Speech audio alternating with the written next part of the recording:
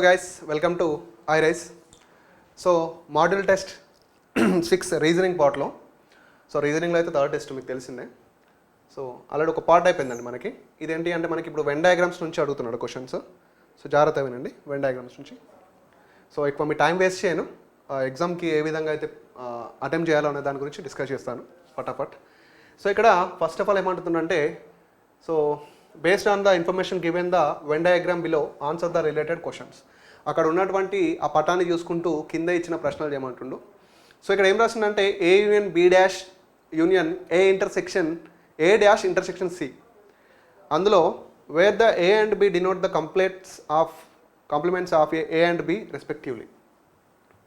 సమితి A union B dash union A dash intersection సిలోని మూలకాల సంఖ్య ఇచ్చట ఏ మరియు బిలు వరుసగా ఏ మరియు బిల యొక్క పూరకంలను సూచిస్తాయి. ఓకే, ఏమంటున్నాడో చూద్దాం. ఇక్కడ ఫస్ట్ ఏ యూనియన్ బి డాష్, ఏ యూనియన్ బి డాష్ అంటే బిలో లేకుండా ఏలో ఉన్నటువంటి నెంబర్లు, బిలో లేకుండా ఏలో ఉన్నటువంటి నెంబర్లు అంటే 9, 4. ఓకేనా, ఏ యూనియన్ బి డాష్ అంటే బిలో లేకుండా ఏలో ఉన్నటువంటి నెంబర్లు ఎంతనన్నా 9 + 4 ఎంత 13 ఇక్కడ. నెక్స్ట్ ఏమంటున్నాడు వీడు యూనియన్. యూనియన్ అంటే మనం ఏమనుకుంటాం, మామూలుగా ప్లస్ అనుకుంటాం కదా. Yes are no? యూనియన్ అంటే మామూలుగా ప్లస్ అనుకుంటాం. ఎస్. నెక్స్ట్ ఏమంటున్నాడు ఏ డాష్ ఇంటర్సెక్షన్ సి అంటే ఏలో లేకుండా సిలో ఉన్నటువంటి మూలకాలు. ఓకేనా, ఏలో లేకుండా సిలో ఉన్నటువంటి మూలకాలు, ఏలో లేకుండా సిలో ఉన్నటువంటి మూలకాలు 5 + 3 నాన్న. ఓకేనా, ప్లస్ 18 + 3 21, 18 + 3 21. సో దీన్ని మామూలుగా వెన్ డయాగ్రామ్స్ కాకుండా, అసలు ఇది రీజనింగ్ పార్ట్ కాదు, వెన్ డయాగ్రామ్స్ అంటే వెన్ డయాగ్రామ్స్ రీజనింగ్ పార్టే. ఇది సెట్స్ అంటారు వీటిని. ఓకేనా, సెట్స్ అంటారు. ఈ మామూలుగా మ్యాథ్స్ బ్యాక్గ్రౌండ్ స్టూడెంట్స్కి అయితే ఈజీగా అర్థమవుతాయి. సో ఇక్కడ ఏ యూనియన్ బి డాష్ అంటే బిలో లేకుండా ఏలో ఉన్నటువంటి మూలకాలు 9, 4 నాన్న. 9, 4 తీసుకున్నాను. నెక్స్ట్ ఏ ఇంటర్సెక్షన్ సి అంటే ఏలో లేకుండా సిలో ఉన్నటువంటి మూలకాలు 5 + 3.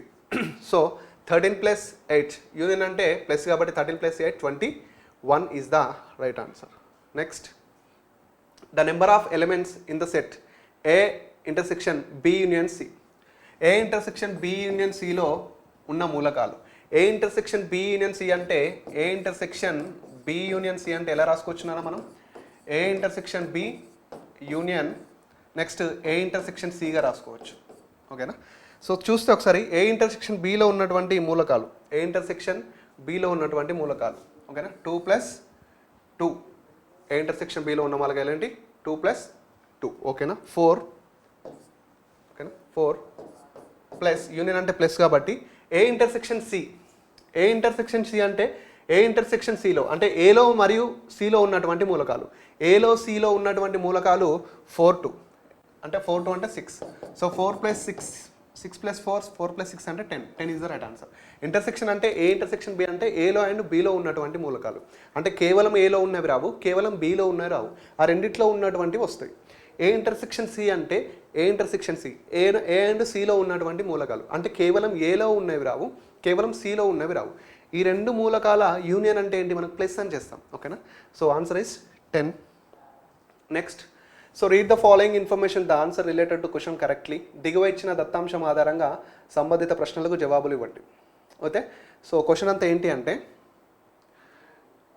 Okay, triangular in the figure given below a triangular region denotes the present who read newspaper. ఓకేనా, ట్రయాంగిల్ అనేది ఏ పేపర్ ఎవరు చదువుతారో వాళ్ళని డినోట్ చేస్తుందంట. నెక్స్ట్ రెక్టాంగిల్ అనేది బి పేపర్ ఎవరు చదువుతారో డినోట్ చేస్తుంది. C paper rectangle who reads rectangular regions who reads news paper. B అనేది ఏంటి? సర్క్యులర్. ఓకేనా, సర్క్యులర్ అనేది బిని డినోట్ చేస్తుంది అన్న. అంటే ఈ 3 పేపర్లు అనుకుంటే, ఓకేనా, ఈ 3 పేపర్లు అనుకుంటే ఈ ట్రయాంగిల్ అనేది ఏని డినోట్ చేస్తుంది, ఈ సర్క్యులర్ అనేది బి పేపర్ని డినోట్ చేస్తుంది, ఈ రెక్టాంగిల్ అనేది సి పేపర్ని డినోట్ చేస్తుంది. మళ్ళీ డినోట్ చేస్తుంది అంటే ఏం లేదు, సూచిస్తున్నాయి అన్నమాట. ఓకేనా, సూచిస్తున్నాయి సింపుల్గా చెప్పాలంటే. అయితే క్వశ్చన్ ఏ విధంగా అడుగుతున్నారో చూద్దాం. Number of person who read only news paper A. వార్తాపత్రిక ఏను మాత్రమే చదివేవారి సంఖ్య. అంటే వార్తాపత్రిక ఏను మాత్రమే చదివేవారి సంఖ్య అంటే ఓన్లీ ఏ. ఓన్లీ ఏ అంటే నువ్వు తీసుకునే నెంబర్ ఎలా ఉండాలంటే ఆ నెంబర్ అనేది ఓన్లీ ఏలో మాత్రమే ఉండాలి. అంటే ఇట్ మీన్స్ ఏంటంటే ఇక్కడ ఏ అనేది ఎలా డినోట్ చేస్తుంది? ఏ అనేది ట్రయాంగిల్లో డినోట్ చేస్తుంది. అంటే నువ్వు తీసుకునే నెంబర్ అనేది ఆ నెంబరు రెక్టాంగిల్ కానీ సర్క్యులర్ కానీ టచ్ కాకూడదు, ఓన్లీ ట్రయాంగిల్లోనే ఉండాలి. అలా ట్రయాంగిల్లో ఉన్నటువంటి నెంబర్ ఏంటి అంటే 10 ఉంది నాన్న, 10 ఓన్లీ ట్రయాంగిల్లోనే ఉంది.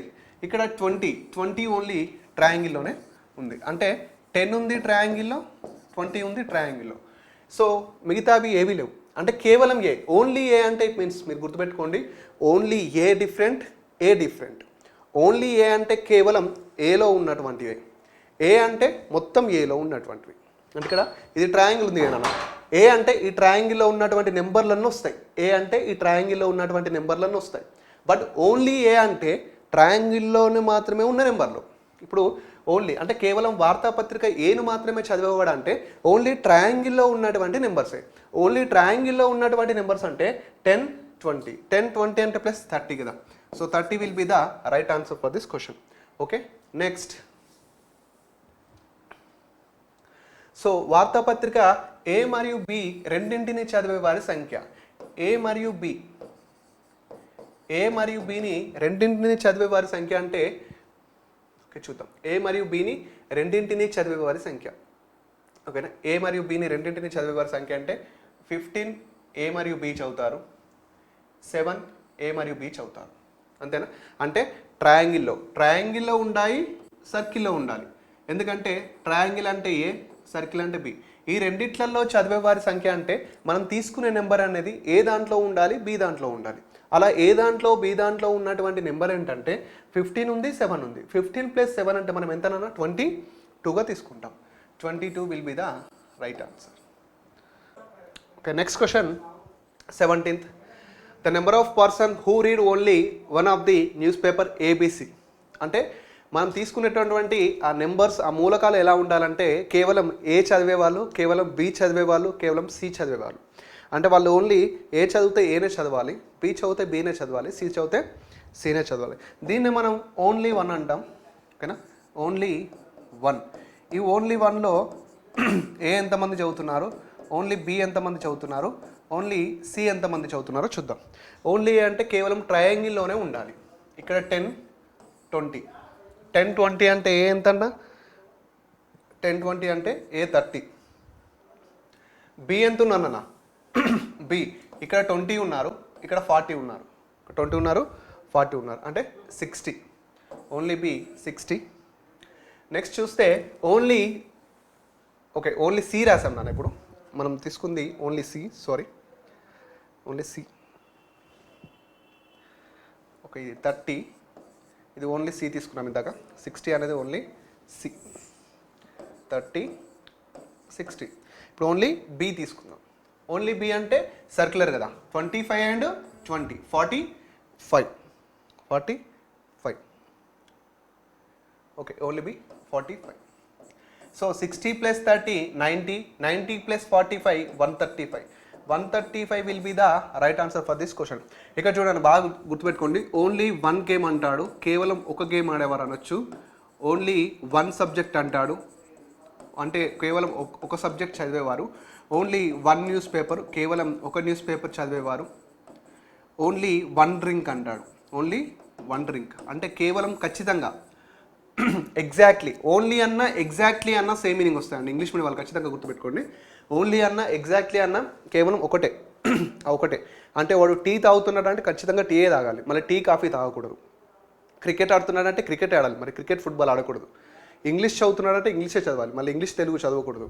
ఏ పేపర్ చదువుతున్నాడంటే ఏ పేపర్ చదవాలి, ఏ అండ్ బి పేపర్ చదవకూడదు. ఇవన్నీ ఎలా ఎగ్జాక్ట్లీ అన్నప్పుడు, ఓన్లీ 1 అన్నప్పుడు. ఓకేనా, ఇవి బాగా గుర్తుపెట్టుకోండి. ఓన్లీ అనేది వెరీ వెరీ ఇంపార్టెంట్ అండి. వెన్ డయాగ్రామ్లో చిన్న చిన్న వర్డ్స్ మనల్ని ఆన్సర్ అనేది మిస్ చేస్తూ ఉంటాయి. Okay, next. 3 వార్తాపత్రికలను చదివేవారు. ఏ ఇంటర్సెక్షన్ బి ఇంటర్సెక్షన్ సిగా చెప్పుకోవచ్చు. 3 వార్తాపత్రికలను చదివేవారు. ఇలా ఫార్ములా రాస్తే మీకు మళ్ళీ కన్ఫ్యూజ్ అవుతారు. ఆ 3 వార్తాపత్రికలను చదివేవారు. ఈ 3 వార్తాపత్రికలను చదివేవారు ఎంతమంది ఉంటున్నారు అంటే మనం తీసుకునేటువంటి నెంబర్ అనేది ట్రయాంగిల్లో ఉండాలి, సర్కిల్లో ఉండాలి, ఇన్ ద సెన్స్ రెక్టాంగిల్లో కూడా ఉండాలి. 3 వార్తాపత్రికలను ఎంతమంది చదువుతారంటే ఇక్కడ 15 అనేవాడు ఒకడు ఉన్నాడు, 7. ఓకేనా, 15 అనేది ఒకటే ఉంది మనకి, చూద్దాం ఆప్షన్లో ఉందో. So 15 will be the right answer. 3 వార్తాపత్రికలను చదివేవారు. Next, the number of persons who read either news paper B or news paper C. వార్తాపత్రిక బి లేదా వార్తాపత్రిక సిని చదివేవారు. అంటే వార్తాపత్రిక బి లేదా వార్తాపత్రిక సి చదివేవారు. అంటే ఇక్కడ చూడండి అన్న, వార్తాపత్రిక బి లేదా వార్తాపత్రిక సి అంటే ఓన్లీ బి అనట్లేవాడు, ఓకేనా. ఇక్కడ ఓన్లీ సి అనట్లేదు, బి అంటున్నాడు, సి అంటున్నాడు. అంటే బిలో ఉండేటువంటి టోటల్ నెంబర్స్ తీసుకోవాలి, సిలో ఉన్నటువంటి టోటల్ నెంబర్స్. ఇప్పుడు బిలో ఉన్నటువంటి టోటల్ నెంబర్స్ ఎంత మనకి? బిలో ఉన్నటువంటి టోటల్ నెంబర్స్ కే బి 25, 15, 30, ఓకేనా. 25, 15, 30, 27 ఎంత అవుతుంది? 10, 17, 2, 6, 7, 9, 97. అంటే బిలో చదివే వాళ్ళు ఎంత ఉన్నాడు అంటే సర్కిల్లో ఎంతమంది ఉన్నారు మనకి? సర్కిల్లో ఎంతమంది ఉన్నారు? 97. బి సర్కిల్లో మనకి 97 ఉన్నారు. ఓన్లీ బి అంటే కేవలం బి. వాడు బి అన్నాడు కాబట్టి ఓన్లీ బీకి డిఫరెంట్. ఓన్లీ బి అంటే కేవలం బిలో చదివేవారు. బి అంటే బి సర్కిల్లో ఎంతమంది అవుతారో అంతమంది. బి సర్కిల్లో ఎంతమంది ఉన్నారు? 25, 30, 27, 15. నెక్స్ట్ సి అన్న, సిలో ఎంతమంది ఉన్నారు? సి అంటే ఏంటిది నాన్న? మనకి ఇక్కడ రెక్టాంగిల్ కదా. సో 25, 17, 15, 30, 40. ఓకే. ఇక్కడ 5, 5, 10, 10 + 17, ఓకేనా. ఇక్కడ ఆల్రెడీ మనకి 20, 17, 40, 57, 67. ఈ 15, 30 ఆల్రెడీ వచ్చారు కాబట్టి మనకు ఓన్లీ సిలో ఉన్నటువంటిది కావాలి. సో 57 + 20, 57 + 20, 77. 97 + 77 అంటే 7, 14, 5, 1, 9, 10, 17, 174. 174 will be the right answer. ఇక్కడ మనం ఆల్రెడీ ఇవి తీసుకోవద్దు అన్న 15, 30, ఎందుకంటే 15, 30 ఆల్రెడీ బిలో ఉన్నవాళ్ళు కదా. సో ఓన్లీ సి కదా, సిలో ఉన్న వాళ్ళు బీతో 20, 17, 40 కాబట్టి వాళ్ళని మాత్రమే యాడ్ చేసుకున్నాం. సో టోటల్గా 174 will be the right answer. Next, కొందరు టెన్నిస్ ఆటగాళ్ళు హాకీ ఆటగాళ్ళు. ఏ క్రికెట్ ఆటగాడు హాకీ ఆటగాడు కాదు? పై ప్రవచనాలను సూచించే చిత్రం. Some of the cricket players are tennis players, some tennis players are hockey players, and no cricket player is a hockey player.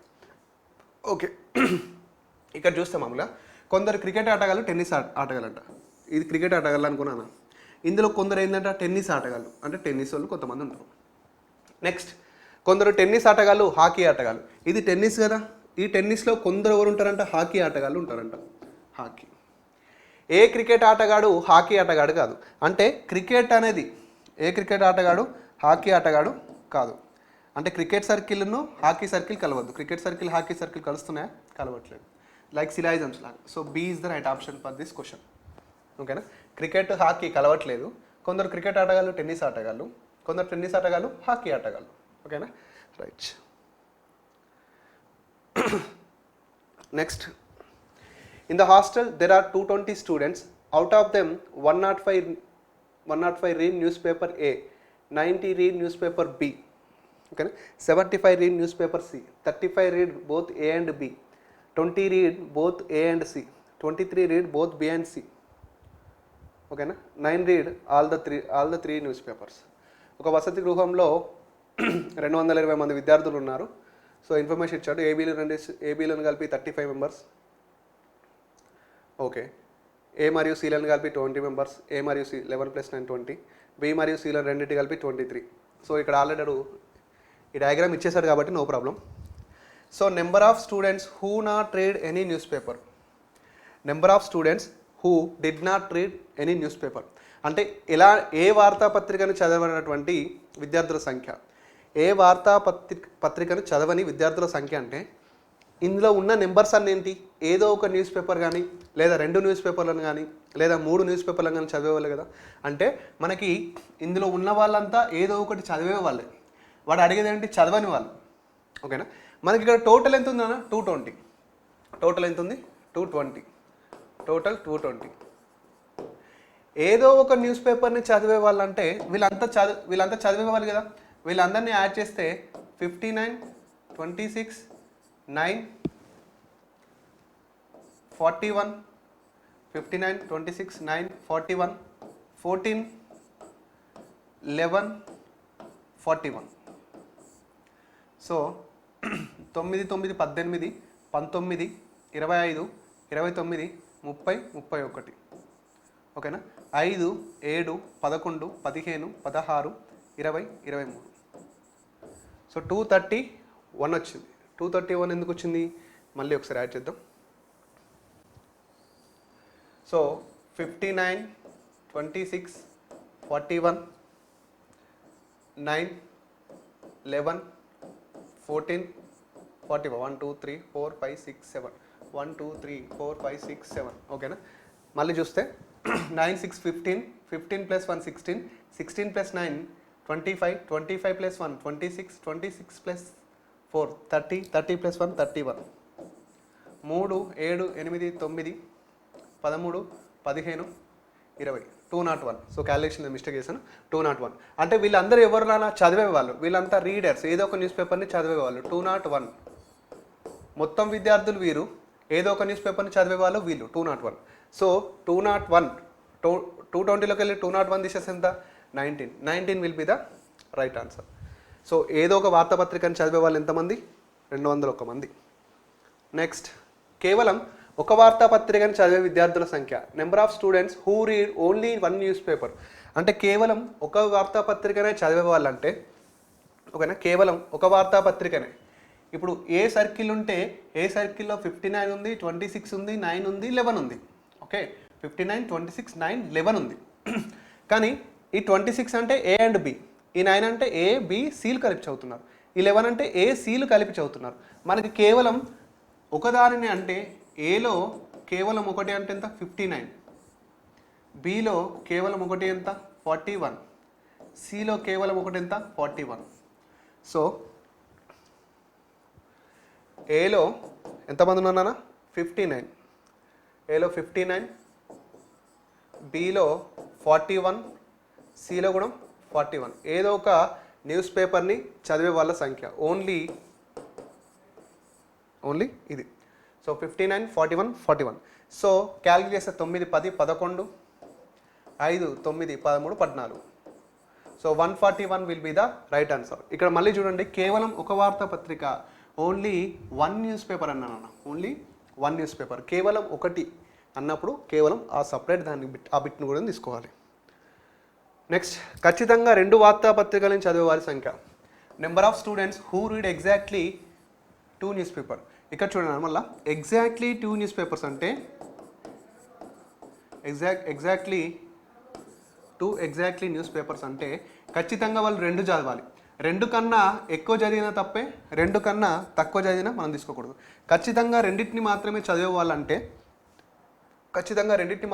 వాళ్ళంటే చూడండి ఇక్కడ 26 ఏ అండ్ బి చదువుతారు, ఏబి వర్క్ చదువుతారు, 14 బీసీ చదువుతారు, 11 ఏసీలు చదువుతారు. So 26 14 so 26 14 11 6 10 11 2 3 4 5. So 51 B will be the right answer for this question. Okay next the number of students who read news paper B and C but not A. ఓకేనా B మరియు సిలను చదువుతూ ఏని చదవని వారు, బి మరియు సిలను చదువుతూ ఏని చదవని వారు అంటే ఏ సర్కిల్ని తీసేస్తే మొత్తం ఈ సర్కిల్ మనకు కాదనుకుంటే ఓకేనా, బి అండ్ సిలను చదువుతూ ఏని చదవని వారు ఎంతమంది అంటే 14. ఈ 14 నెల వాళ్ళు బి చదువుతారు, సి చదువుతారు, బట్ ఏని చదవరు, ఎందుకంటే వీళ్ళు ఏ సర్కిల్లో లేరు కదా. Yes 14 will be the right answer. 14 ఉందా? Yes 14 will be the right answer. The next question is number of students who read 2 or less then number of news papers. 2 లేదా అంతకన్నా తక్కువ వార్తాపత్రికల్ని చదివేవారు. వెరీ వెరీ ఇంపార్టెంట్ నాన్న. దీన్ని మనం ఇంగ్లీష్లో ఇంకో విధంగా అడుగుతారు, ఎట్మోస్ట్ 2 అని అంటాడు. తెలుగులో కనిష్టంగా అంటారు, ఇక్కడ చూడనా ఎట్లీస్ట్ 1 అంటే మనం ఏమంటాం, ఎట్లీస్ట్ 1 అంటే 1 నుంచి మొదలుకొని ఆ తర్వాత ఎన్ని సబ్జెక్టులు ఉంటే అన్ని సబ్జెక్టులు చదివే వాళ్ళని తీసుకుంటాం. ఎట్లీస్ట్ 1 అంటే ఎట్లీస్ట్ 1 అంటే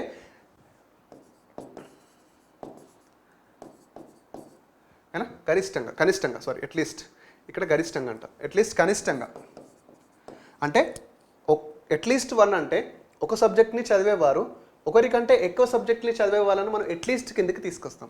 ఒకవేళ అట్లీస్ట్ 2 అన్నాడు అనుకో, అట్లీస్ట్ 2 సబ్జెక్ట్స్ లేదా 2 న్యూస్ పేపర్స్ లేదా 2 సబ్జెక్ట్స్ 2 గేమ్స్, అట్లీస్ట్ 2 అన్నాడు అనుకో, 2 చదివే వాళ్ళు 2 కన్నా ఎక్కువ చదివే వాళ్ళని అట్లీస్ట్లోకి తీసుకొస్తాం. ఓకేనా?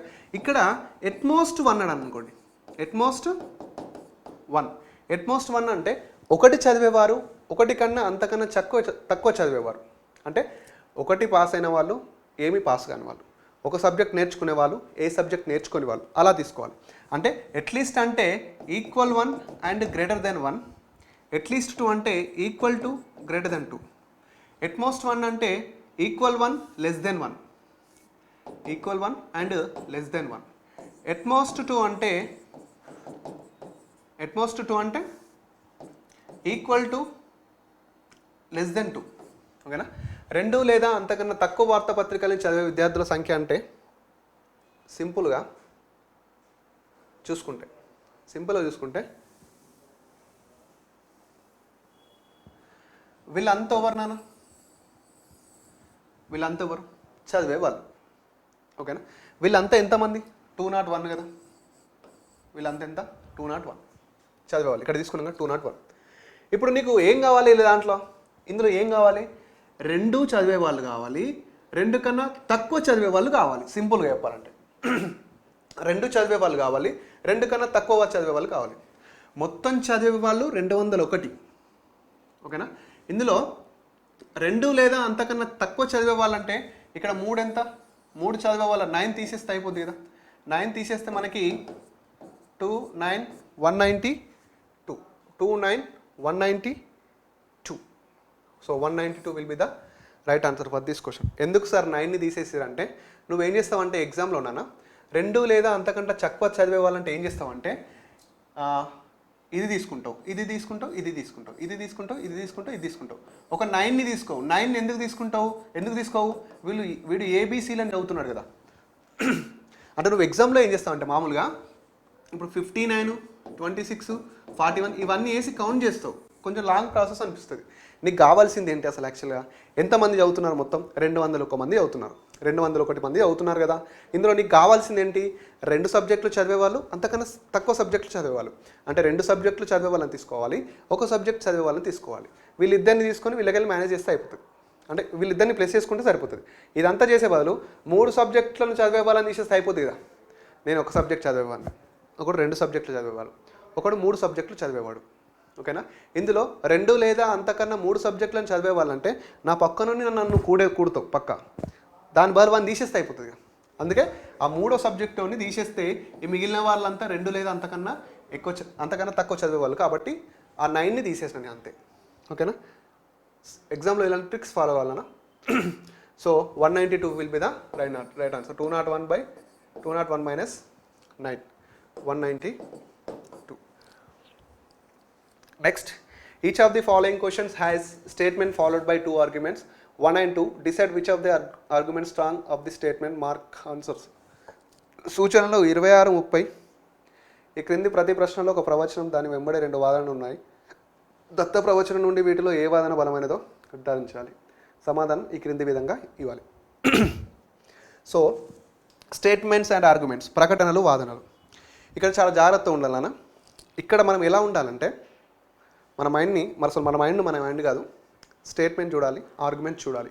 నీకు అందులో ఏది బలంగా అనిపిస్తుందో అది చూసుకోవాలి. ఇక్కడ ఇంకోటి ఏంటి అంటే, నేను చెప్పింది మీకు నచ్చకపోవచ్చు, నేను చెప్పింది ఇది లైక్ ఎలా ఉంటుందంటే, ఈ టాపిక్ చెప్పేటప్పుడు ఒక ఫ్యాకల్టీకి స్టూడెంట్కి మధ్య డిబేట్లా కొనసాగుతుంటుంది. సార్ ఇదెందుకు కాదు, ఇదెందుకు బలమైంది కాదు. ఇక్కడ ఏం చేయాలంటే మన సమాజంలో జరిగేటువంటి అన్ని విషయాల్ని క్షుణ్ణంగా తెలుసుకుంటే ఈజీ అవుతుంది. ఇక్కడ నువ్వు ఆ మనసుని కొంచెం స్టేబుల్గా పెట్టుకొని ఆలోచించాలి. అంటే మనం ఆలోచించినప్పుడు ఒక దాని గురించి ఎక్కువ ఆలోచిస్తే అరే ఇది కరెక్ట్ అనిపిస్తుంది, అలా పోవద్దు. స్టేబుల్గా ఓకే, ఏది బలంగా ఉంది, ఏది బలంగా లేదు, అంతే ఇక్కడ కావాల్సింది నీకు.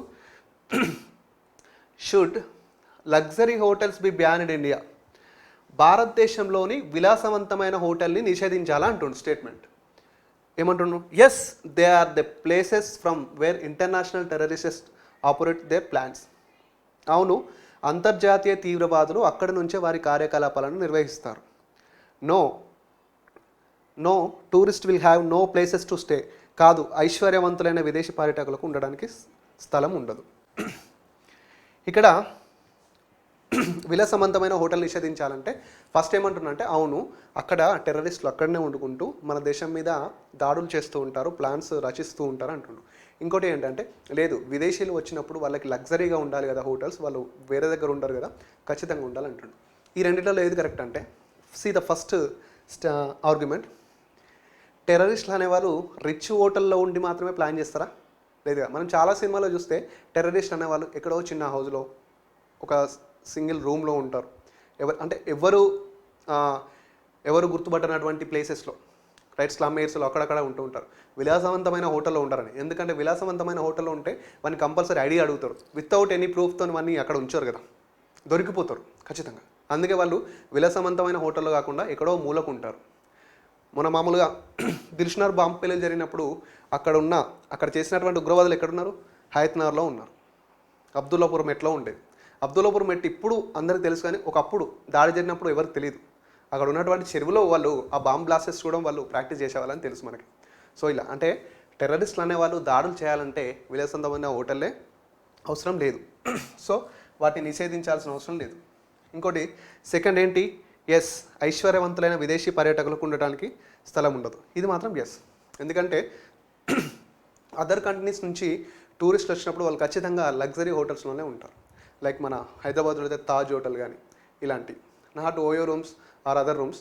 సో లైక్ తాజ్ హోటల్స్ ఆ విధంగా ఉంటాయి కదా. సో అలాంటి హోటల్ కంపల్సరీ ఉంటేనే విదేశీయులు వచ్చి పర్యటించి ఇక్కడ స్టే చేసి వెళ్ళిపోతారు. సో ఇక్కడ ఈ రెండు స్టేట్మెంట్స్లో నెంబర్ 2 అనేది చాలా బలంగా ఉంది. నెంబర్ 1 అనేది కౌంట్లెస్. సో మనం ఆప్షన్ ఏం చూస్ చేసుకోవాలంటే number 2, if argument 2 is the only strong, only if argument is the only 2 strong. Okay, so ఈ విధంగా ఆలోచించాలి. ఫస్ట్ క్వశ్చన్ కాబట్టి నేను వెల్ డీటెయిల్గా చెప్పానండి. సో ఓకే, నెక్స్ట్, ఇసుక తవ్వకాలు నిలిపివేయాల. Should sand mining be stopped. అంటే ఇసుక తవ్వకాలు నిలిపివేయాలంటే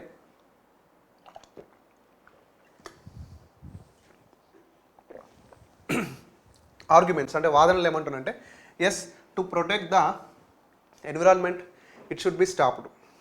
no, the construction sector can be shut down.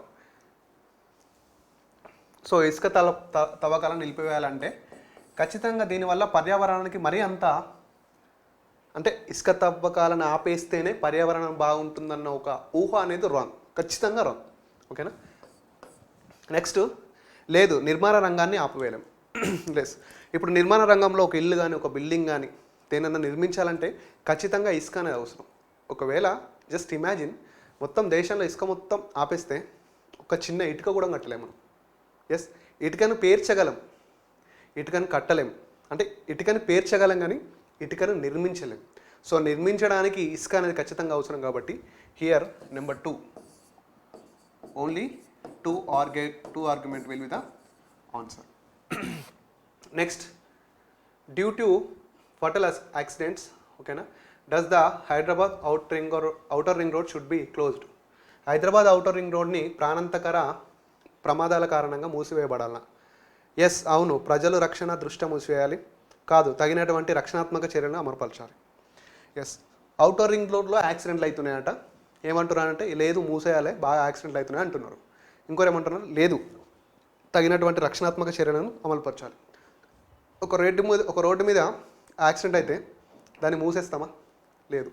ఒక మూల మీద ఎక్కువ యాక్సిడెంట్ జరిగినప్పుడు ఆ మూలను మూసేయరండి. ఆ మూల వద్ద ఒక బోర్డు పెడతారు, ఏమని, ఇక్కడ యాక్సిడెంట్ జరుగు ప్రదేశం, గో స్లో, <30 కిలోమీటర్స్, 20 km/h అని. అంతే కదా. అలాంటిది అవుటర్ రింగ్ రోడ్లో యాక్సిడెంట్ జరుగుతున్నాయని అవుటర్ రింగ్ రోడ్ని మూసివేస్తే అప్పుడు అన్ని వెహికల్ ఎక్కడికి వస్తాయి? సిటీలోకి వస్తాయి. అసలు అవుటర్ రింగ్ రోడ్ పెట్టిందే ట్రాఫిక్ బయటికి పంపించడానికి, ఎట్లా పంపించడానికి కదా. ఎస్, ఒక్క చోట యాక్సిడెంట్ జరుగుతున్నాయని ఆ రోడ్ని మూసివేయడం రాంగ్. ప్రజల రక్షణ దృష్టి అంట, ఇంకా చాలా బాగా చెప్పిండు, ప్రజల రక్షణ దృష్టి అంట. లేదు, ఇంకోటి ఏమంటాడు, కాదు తగినటువంటి రక్షణాత్మక చర్యను అమలుపరచాలి. ఎస్, ఒక మూల వద్ద యాక్సిడెంట్ జరిగినప్పుడు లైక్ బోర్డులు పెట్టడం, లేదా అక్కడ స్పీడ్ బ్రేకర్స్ పెట్టడం. అంటే అవుటర్ రింగ్ రోడ్ మనం స్పీడ్ బ్రేకర్స్ పెట్టలేం, బట్ మామూలుగా చెప్తున్నాం. ఇప్పుడు మామూలుగా ఒక మన స్ట్రీట్లో మన పిల్లలు ఆడుతుంటారు కదా. సో ఫాస్ట్గా వెహికల్స్ రాకుండా మనం రక్షణగా ఏం చేస్తాం, అక్కడ స్పీడ్ బ్రేకర్, అక్కడ స్పీడ్ బ్రేకర్, అక్కడ స్పీడ్ బ్రేకర్ పెడతాం. ఎందుకంటే వాళ్ళ స్పీడ్ బ్రేకర్ కొంచెం మెల్లగా అలా మూవ్ అవుతూ ఉంటారు కాబట్టి. సో ఏదైనా ప్రమాదం జరిగినప్పుడు అది జరగకుండా చర్యలు తీసుకోవాలి కానీ దాన్ని టోటల్గా స్టాప్ చేయకూడదు. So here also only second argument is the right answer. So ఇక్కడ మీరు ఏంటంటే క్వశ్చన్ టు ఆన్సర్ కాదు, ద వే ఆఫ్ థింకింగ్ తీసుకోవాలి మీరు. అంటే నేను ఎలా చేస్తున్నాను అన్నది మీకు అనవసరం అండి, అది మీకు వద్దు. నేను ఎలా ఆలోచిస్తున్నాను అనేది మీకు అవసరం. ఓకేనా, నేను ఎలా చేస్తున్నా అనేది మీరు తీసుకోండి ఇక్కడ లాజికల్లో. నెక్స్ట్, సో గ్రామీణ తెలంగాణలో చిన్న తరహా పరిశ్రమలను ప్రోత్సహించవలన. అవును, గ్రామీణ ప్రజలు సర్వజనశీలురు. అవును, ఈ ప్రక్రియ కొంతవరకు నిరుద్యోగ సమస్యను తగ్గిస్తుంది. Yes, rural people are independent. Yes, this process can be reduce unemployment. ఎప్పుడైనా కానీ ఒకటి ఎప్పుడు 100% ఉండదండి. గ్రామీణ ప్రజలందరూ సర్వజనశీలురు ఉండరు, కొందరు ఉంటారు, కొందరు ఉండరు. వీడేమంటున్నాడు, గ్రామీణ ప్రజలు అందరు అంటున్నాడు కాబట్టి రాంగ్. ఎందుకంటే ఎప్పుడు కూడా ఆర్గ్యుమెంట్ అనేది కంప్లీట్గా వన్ సైడ్ ఉండొద్దు. కంప్లీట్గా వన్ సైడ్ ఉన్నప్పుడు అది ఖచ్చితంగా రాంగ్ అవుతుంది. గ్రామీణ ప్రజలు అందరు కాకుండా ఎస్ గ్రామీణ ప్రజల్లో కొందరు అనే వర్డు ఇక్కడ మెన్షన్ చేసి ఉంటే అప్పుడు ఆ ఆర్గ్యుమెంట్ అనేది కంప్లీట్గా వన్ సైడ్ అవ్వదండి. మీరు గుర్తుపెట్టుకోండి, మా ఇంట్లో అందరూ మంచోళ్ళు అంటే మీరు నమ్ముతారా? ఏవుకోండి సార్, మీరే కాదంటారు. మా ఇంట్లో కొందరు మంచోళ్ళు అంటే ఎస్, ఇది పాసిబిలిటీ ఉంది. ఎప్పుడు కానీ ఒక స్టేట్మెంట్ని కంప్లీట్గా వన్ సైడ్, అంటే ఒక ఆర్గ్యుమెంట్ని కంప్లీట్గా వన్ సైడే తీసుకెళ్తే అది ఎప్పుడు రాంగ్ అవుతుందండి. అటు ఇటుగా ఉంచాలి. ఓకే, నెక్స్ట్, అవును ఈ ప్రక్రియ కొంతవరకు నిరుద్యోగ సమస్యని తగ్గిస్తుంది. చూడండి ఇక్కడ ఈ ప్రక్రియ కొంతవరకు అన్నాడు. ఎస్, ఈ ప్రక్రియ అనేది ఎస్ అలా చేయడం వల్ల కొంతవరకు ఆ నిరుద్యోగ సమస్య అనేది తగ్గుతుందని చెప్తున్నాడు. ఎస్, సో ఇక్కడ only two argument is the right answer. Again next, కొందరు కానిస్టేబుల్ లంచాలు తీసుకోవచ్చా? అవును, మరి వారి జీతాలు చాలా తక్కువ కాదు, వారు ఎప్పటికీ నిజాయితీగా పనిచేయాలి. Yes, this question for you guys, కావాలనే ఇచ్చా. ఓకే, కానిస్టేబుల్స్ అంటే లంచాలు తీసుకోవచ్చా? ఇఫ్ ఇన్ కేస్ మీరే అయితే తీసుకుంటారో లేదో అనవసరం, తీసుకోకండి. బట్ ఇక్కడ కొందరు కానిస్టేబుల్స్ లంచాలు తీసుకోవచ్చు అంటే ఆర్గ్యుమెంట్స్ ఎలా ఉన్నాయంటే ఎస్ వారి జీతాలు చాలా తక్కువ. ఫస్ట్ ఆఫ్ ఆల్ మీరు ఎస్ఐ అండ్ కానిస్టేబుల్స్ ప్రిపేర్ అయ్యే విద్యార్థులు ఏంటంటే మీరు అక్కడికి జాబ్ చేయడానికి వెళ్ళట్లేదు, సర్వ్ ద నేషన్ అంతే. అంటే ప్రజలకి సేవ చేయడానికి వెళ్తున్నప్పుడు ఆ శాలరీ గురించి థింక్ చేయాల్సిన అవసరం లేదు. ఓకే, ఇక్కడ జీతాలు తక్కువ ఉన్నంత మాత్రాన లంచాలు తీసుకోవాలనేది బ్లెండర్. ఓకేనా, next, they always work honestly. వారు ఎప్పటికీ నిజాయితీగా పనిచేయాలి. ఎస్, ఎవరు ఎలా ఉన్నా కానీ, ప్రపంచం ఎలా ఉన్నా కానీ ఖచ్చితంగా మన వరకు మనం నిజాయితీగా పనిచేయాలి. సో కానిస్టేబుల్స్ ఖచ్చితంగా, ఫ్యూచర్ కానిస్టేబుల్స్ అందరూ ఖచ్చితంగా మీరు నిజాయితీగా పనిచేయాలి. So 2 is the right answer. Only 2 argument అంటే ఏంటంటే వారు లంచాలు తీసుకోకుండా నిజాయితీగా పనిచేయాలనేది చెప్తున్నారు. Next, statement and assumptions. Statement and ఊహాగానాలు అంటే సేమ్ అలానే ఉంటుంది. అంటే ఏంటంటే ఊహాగానాలు అంటే ఎగ్జాంపుల్ అంటే ఇలా ఇచ్చాడు అనుకున్నాను, స్టేట్మెంట్ ఎక్స్ స్టార్టెడ్ బిజినెస్ అని ఇచ్చాడు అనుకో, ఎక్స్ స్టార్టెడ్ ఒక బిజినెస్ అని ఇచ్చాడు అనుకో. ఇందులో ఫస్ట్ అజంప్షన్ ఏముంటుందంటే ఎక్స్ లాభం వచ్చును అన్నాడు అనుకో, ఎక్స్కి లాభం వచ్చును. సో నెక్స్ట్ సెకండ్ అజంప్షన్ ఏంటంటే, ఫస్ట్ అజంప్షన్ ఇది, సెకండ్ అజంప్షన్ ఏంటంటే ఎక్స్కి నష్టం వచ్చును, ఎక్స్కి నష్టం వచ్చును. సో స్టేట్మెంట్ ఏమి ఇచ్చాడంటే ఎక్స్ ఒక బిజినెస్ స్టార్ట్ చేశాడని ఇచ్చాడు. కింద అజంప్షన్స్ ఊహాగానాలు ఏంటంటే ఎక్స్కి లాభం వచ్చును ఫస్ట్ది, సెకండ్ది ఎక్స్కి నష్టం వచ్చును. కానీ ఇక్కడ మనం ఏం తీసుకోవాలంటే ఒక వ్యక్తి ఒక బిజినెస్ స్టార్ట్ చేసినప్పుడు మన ఊహ ఎప్పుడు ఎక్స్కి లాభం వచ్చినంటే ఖచ్చితంగా లాభం వస్తుందా? చెప్పలేం కదా. సో ఫస్ట్ రాను. ఎక్స్కి నష్టం వచ్చును అంటే ఖచ్చితంగా నష్టం వస్తుందా? చెప్పలేం కదా. సో రాను.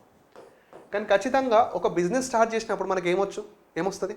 ఒక బిజినెస్ని, ఏదైనా ఒక బిజినెస్ని స్టార్ట్ చేసినప్పుడు మనకి ఏమొస్తాయి చెప్పండి? వస్తే లాభం అని వస్తుంది, లేకపోతే నష్టం అని వస్తుంది. ఓకేనా, అంటే లాభమన్నా రావచ్చు, నష్టమన్నా రావచ్చు, ఖచ్చితంగా ఈ రెండిట్లో ఏదో ఒకటి రావచ్చు.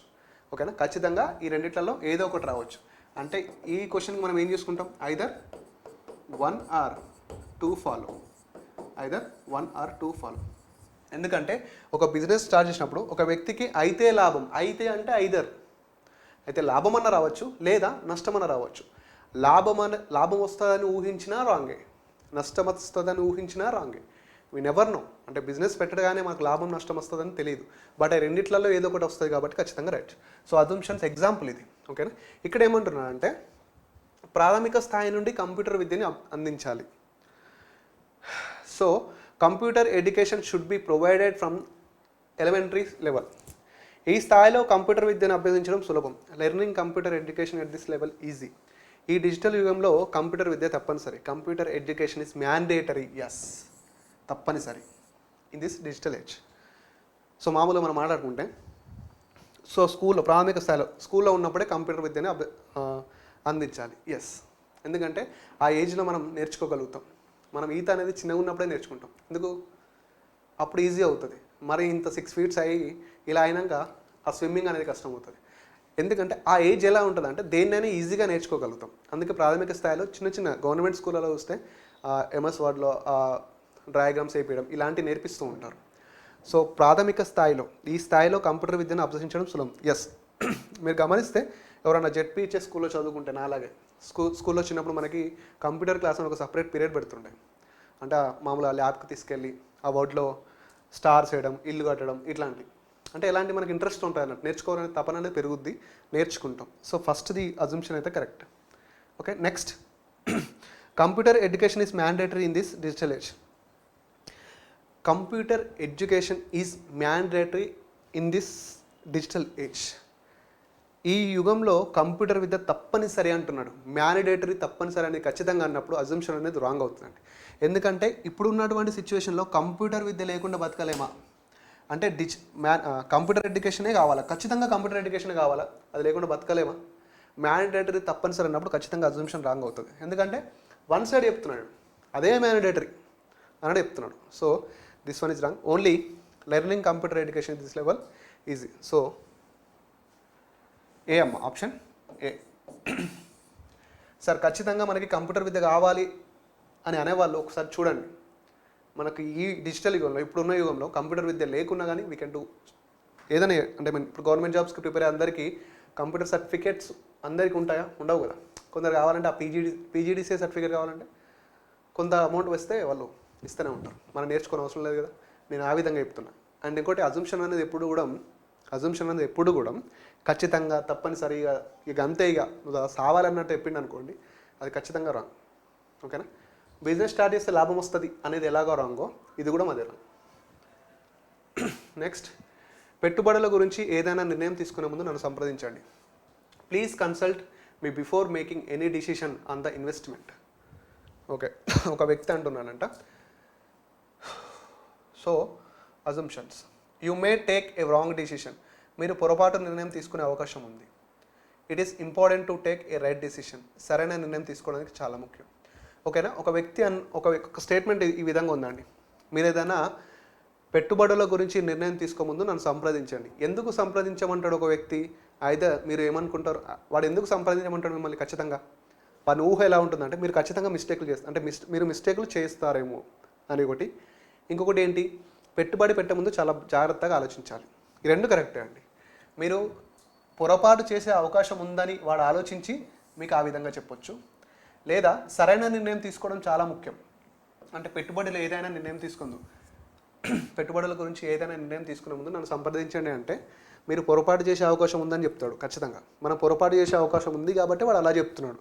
నెక్స్ట్, సరైన నిర్ణయం తీసుకోవడం చాలా ముఖ్యం. ఎస్, మనం కొంత అమౌంట్ ఒక దాని మీద పెడుతున్నామంటే it should be right decision. ఖచ్చితమైన నిర్ణయం, కరెక్ట్ నిర్ణయం ఉంటేనే పెట్టాలి. సో ఈ రెండు కరెక్ట్. ఈ రెండు అనేది వీడిచ్చిన స్టేట్మెంట్కి అవైలబుల్గా ఉన్నాయి కాబట్టి.